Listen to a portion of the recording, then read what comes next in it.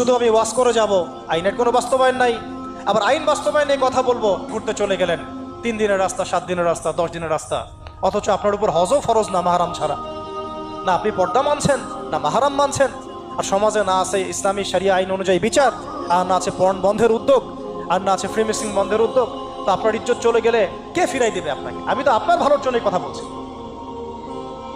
সমস্যা হচ্ছে আমরা সমস্যার গোড়ায় যেতে চাচ্ছি না। আজকে এই কথাটা আমি এখানে বলতে চাই নাই, শুধু কথা প্রসঙ্গে চলে আসছে যে এই যে মেয়েটা কাতরাতে কাতরাতে মারা গেল আজকে, আপনারা দেখে নিয়েন 3 মাসের মধ্যে এই মেয়েটাকে সবাই ভুলে যান। সমস্যার গোড়ায় আসেন।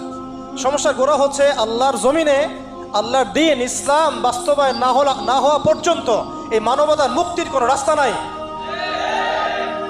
আল্লাহর কসম করে বলতেছি, আল্লাহর জমিনে ইসলাম, কোরআন, সুন্নাহ, রাসূলের আদর্শ বাস্তবায়ন হওয়ার আগ পর্যন্ত এই জাতির স্বাধীনতা বলে কোনো শব্দ নাই।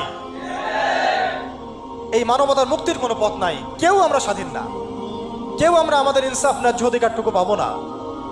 কালকে আপনার ঘরে এই সমস্যাগুলো আসলে আপনি এটাকে প্রতিহত করতে পারবেন না। বিচার চেয়ে বেড়াবেন এক মন্ত্রণালয় থেকে আরেক মন্ত্রণালয়, ফাইল ঘুরতে থাকবে, আপনার কেস বন্ধ হয়ে যাবে, আপনার বোনের ইজ্জত ফিরে আসবে না। আর রাসূল সাল্লাল্লাহু আলাইহি ওয়াসাল্লামের জামানায় আপনি আমাকে রেপের ঘটনা দেখান কয়টা ঘটেছে? সাহাবীদের জামানায় রেপের ঘটনা দেখান কয়টা ঘটেছে? জেনার ঘটনা দেখান না কয়টা ঘটেছে? ব্যভিচার কয়টা ঘটেছে? চুরি বা কয়টা হয়েছে? কয়টা হয়েছে? ডাকাতি কয়টা হয়েছে? একটা দুইটা রেয়ার আপনি ঘটনা দেখাতে পারবেন।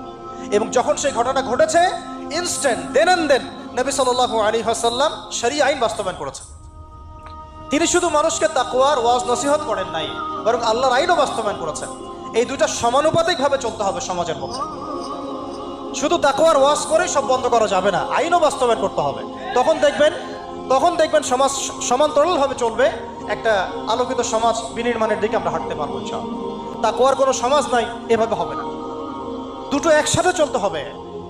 আমরা দুটো থেকেই সমাজকে